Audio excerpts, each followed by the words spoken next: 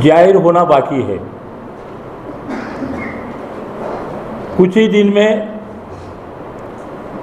Announcement तारीख का हो चुका है। कौन से तारीख को कहाँ किस राज्य में कौन से तारीख को चुनाव होने जा रहा है, ये तारीख तो डिक्लेयर हो गई है। आज हमने हमारे आरएसएस से, हमारा राष्ट्रीय स्वयंसेवक संघ ने एक निर्णय लिया है कि इस लोकसभा चुनाव में जो मोदी जी दावा आज कर रहे हैं बीजेपी 400 पार, वो 400 पार को कैसा रोक सकते, इसका मंथन हमारे राष्ट्रीय स्वयंसेवक संघ ने किया और ये निर्णय लिया है कि इस चुनाव में बीजेपी को हराना है, देश को बचाना है, संविधान को बचाना है। इसलिए 400 पार का जो सपना है बीजेपी का, वो कैसा चूर कर सकते हैं और हमारा संविधान कैसा बच सकता है।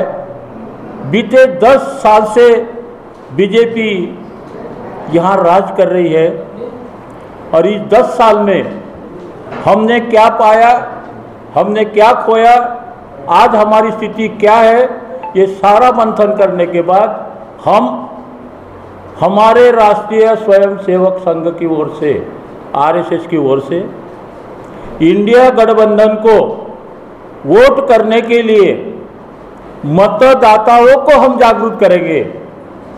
हम ना किसी पार्टी का वैयक्तिक इंडिविजुअल ऐसा प्रचार हम करने वाले नहीं है। हम मतदाताओं में जाकर अगर आपको इंडिया गठबंधन को वोट क्यों देना है, बीजेपी को क्यों हराना है, ये समझाने के लिए हमारा आरएसएस प्रयास करेगा पूरे इलेक्शन कैंपेन में। बीजेपी को हटाना है, हराना है, क्यों? 10 साल में क्या हुआ, मैंने अभी बोला कि क्या हमने पाए, क्या खोए, लेकिन आज की स्थिति आप सब जानते हो, आप पत्रकार भाई हो, आपको सब जानकारी है।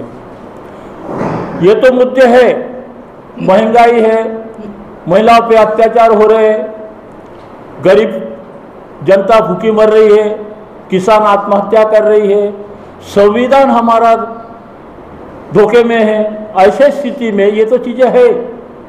परसों ही आप सब ने देखा है कि एक चुनाव हुआ, मुख्यमंत्री केजरीवाल जी को अरेस्ट किया गया। कब? ऐन चुनाव में, ताकि वो प्रचार ना कर सके और इंडिया गठबंधन को ज़्यादा से ज़्यादा सीटें ना मिले।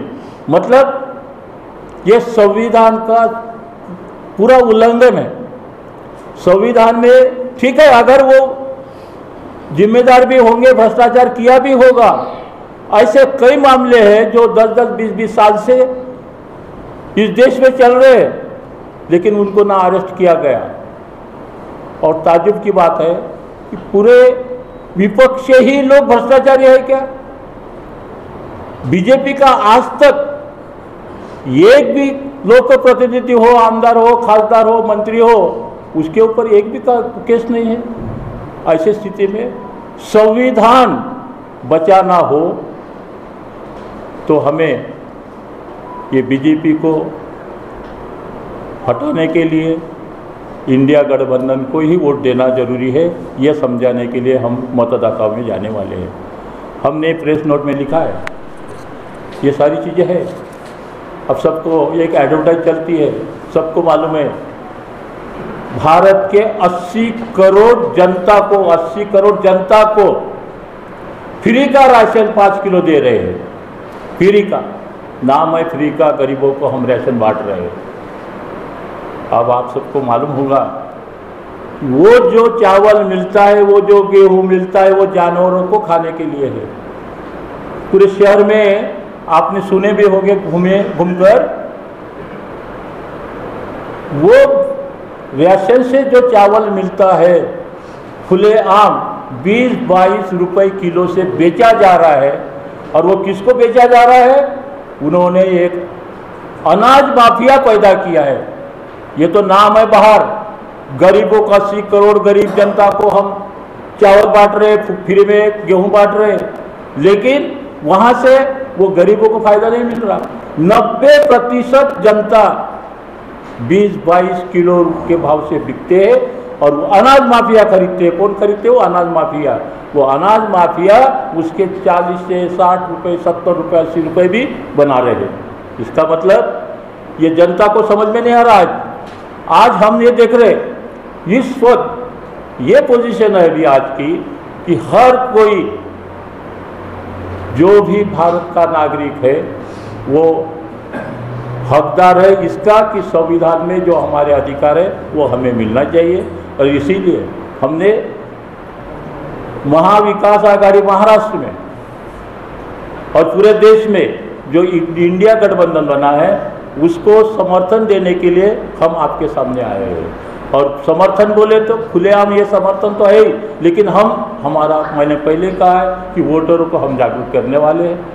इसके बाद हमारे कार्यकारी अध्यक्ष अब्दुल गफूर पाशा जो बचा हुआ है वो संबोधन करेंगे।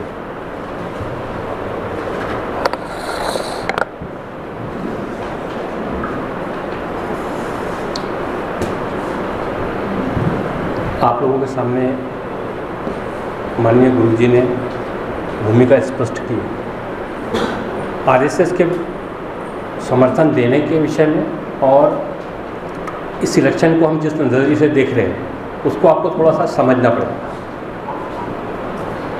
आरएसएस पॉलिटिकल विंग नहीं है, ये एक सामाजिक और सांस्कृतिक संगठन है। इस देश में एक ही आरएसएस है और वो हम हैं। ये हमारा खुलेआम दावा है। इसके अंदर किसी को ऑब्जेक्शन होगा तो उनको बोलो कि कागज़ ला के हमको दिखा दो। पहली चीज़, ये विषय से हटके थे। इलेक्शन में क्यों हमारी मजबूरी है कि इस बार हम किसी एक ऐसे संगठन का साथ दें, ऐसे गठबंधन का साथ दें जो संविधान के स्वरूप में चलने की ताकत रखता हो। हम हर उस व्यक्ति के, उस कैंडिडेट के विरोध में काम करेंगे जो संविधान के विरोध में कहीं ना कहीं हमको नज़र आ रहा है। इंडिया गठबंधन हमारे लिए एक बड़ा स्वरूप लेकर सामने आया है, इसलिए हमको लगता है कि बीजेपी को रोकने के लिए इंडिया गठबंधन के साथ हमने मिलकर काम करना चाहिए। हमारी आरएसएस आज तकरीबन 2.5 लाख प्लस कैडर के साथ में इस इंडिया में मौजूद है, और हम हमारे कैडर्स को हमने साफ आदेश दिया हुआ है कि हर उस व्यक्ति का हम साथ देंगे जो कहीं ना कहीं उन मनुवादी विचारधारा के विरोध में काम करने की क्षमता रखता हो। हमारे लिए कांग्रेस, शिवसेना, राष्ट्रवादी, तृणमूल कांग्रेस, आप कोई मैटर नहीं करता। हमारे लिए वो मैटर करता है जो उनकी गलत नीतियों को रोकने की ताकत रखता हो, और इस उद्देश्य से हम किसी भी प्रकार से पॉलिटिकली हम इन्वॉल्वमेंट नहीं होगा। आरएसएस जो कैडर बेस है वो ज़मीनी लेवल पे काम करेगा। हम किसी भी चुनाव प्रचार सभा का हिस्सा नहीं होंगे। हमारा समर्थन ज़रूर है, हम वोटर्स को उनके तरफ डाइवर्ट करने की बात करेंगे, लेकिन चुनावी सभाओं में हम किसी पार्टी विशेष का प्रचार प्रसार नहीं करेंगे, क्योंकि आज की परिस्थिति जो गुरुजी ने बताया कि जिस देश में 80 करोड़ गरीब लोग रहते हो वो देश विकसित हो गया है, ऐसा माननीय प्रधानमंत्री जी टीवी पे आके बोल रहे हैं। ये तो मेरे लिए बहुत सोचने वाली बात है कि जिस आदमी का 80% शरीर खराब हो चुका हो और हम उसको पहलवान मानते हैं। इसी तरह से बात हो रही है कि जो देश विकास की गंगा बहा रहा है तो 80 करोड़ लोग भूखे क्यों मर रहे हैं?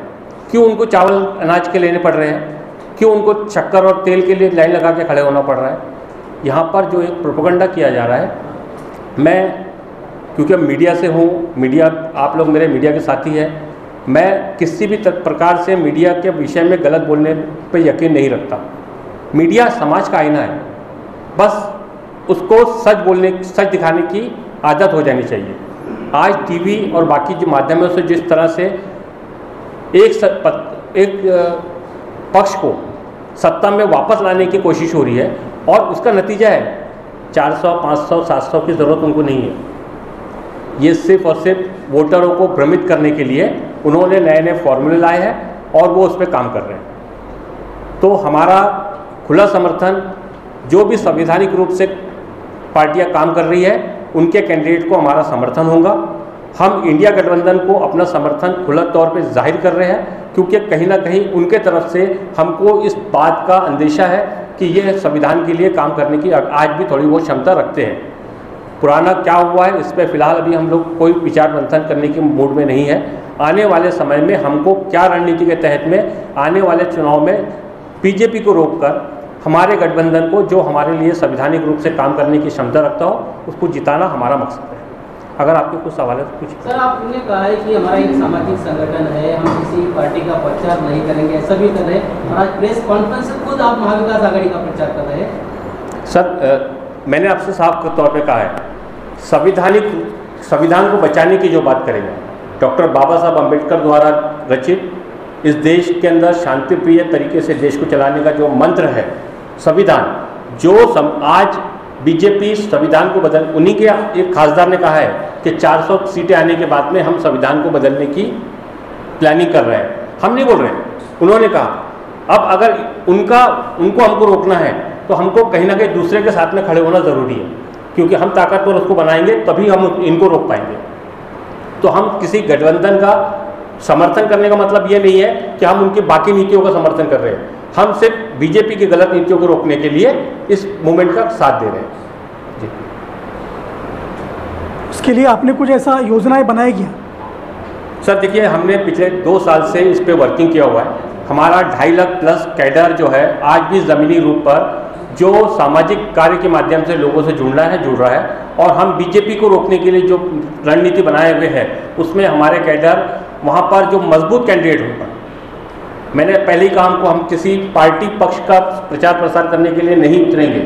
जो वहाँ पर मजबूत होगा, जिस कैंडिडेट से बीजेपी को हम हराने की क्षमता रख पाएंगे, हम उस कैंडिडेट के समर्थन में काम करेंगे। अभी नागपुर में बताइए, आपकी बीजेपी जो है हमेशा एक डिवाइडेड उनका पॉलिसी चलती है, जैसे उनके अगेंस्ट में जो भी कि उन्होंने ताकतवर पार्टी को उस वक्त ज़मीन पे लाके खड़े किया। तो ये अभी जो चल रहा है, अभी तक के जितने भी उनके फॉर्मूले थे, उन्होंने अपने जितने भी पत्ते थे खोल चुके हैं। अब जो भी पत्ते खुलेंगे वो हमारे आरएसएस की तरफ से खुलेंगे, और उसका नतीजा आप देख लेंगे। आरएसएस की भूमिका यही होगी कि हम कैसे उनके कैंडिडेट को बाहर करने के लिए यहाँ से एक अच्छे कैंडिडेट को चुन के हम सदन में भेज सके, जो संविधान की रक्षा की बात करें, जो इस देश में शांति की बात करें, इस देश के अंदर पत्रकारों के जो आज अधिकारों पर जो हमला हो रहा है, आज जो आम नागरिक के अधिकारों पर हमला हो रहा है, अब ना मुख्यमंत्री सुरक्षित है और ना देश का विपक्ष का अध्यक्ष सुरक्षित है। तो ऐसी स्थिति को ख़त्म करने के लिए हम चाहते हैं कि अच्छे लोग सदन में जाएं और अच्छे कानून के तहत में संवैधानिक रूप से देश चले। सक्षम भारत टीवी को अगर आपने सब्सक्राइब नहीं किया है तो अभी तुरंत आप सब्सक्राइब कर बेल आइकन को ऑन करें, ताकि हम बने रहे हमेशा आपके साथ। धन्यवाद।